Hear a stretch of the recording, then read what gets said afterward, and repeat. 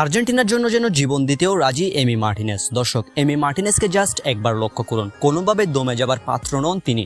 আর্জেন্টিনার ট্রেনিং সেশনে এক হাত দিয়ে এমি মার্টিনেজ ট্রেনিং সম্পন্ন করছেন। দর্শক, আপনারা সকলেই জানেন এমি মার্টিনেজ অ্যাস্টন ভিলার হয়ে অনুশীলন করতে গিয়ে আঙ্গুলে চোট পেয়েছেন।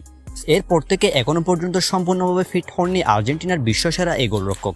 কিন্তু এমি মার্টিনেজ আর্জেন্টিনার হয়ে ম্যাচ খেলার জন্য দমে যাননি।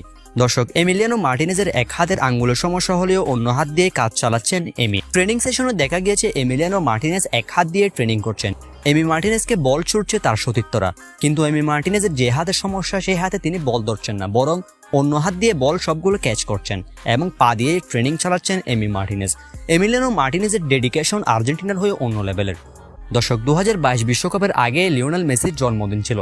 সেবার সকল সতীর্থ মেসির জন্য উপহার নিয়ে এসেছিল, কিন্তু এমিলিয়ানো মার্টিনেজ যখন কিছুই আনেনি তখন তাকে সামাজিক যোগাযোগ মাধ্যমে প্রশ্ন করা হয় এমি মার্টিনেজ কেন লিওনেল মেসিকে কিছু উপহার দেননি।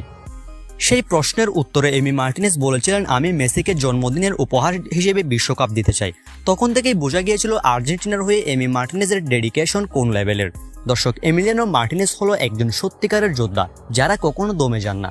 এমি মার্টিনেজের এক হাতের ইনজুরি এখনো পুরোপুরি সেরে ওঠেনি, এমনকি আর্জেন্টিনার হয়ে আগামী 2টা ম্যাচ মিস করবেন আর্জেন্টিনার এই বাজ পাখি। কিন্তু তবুও এমি মার্টিনেজ থামেননি একটুও।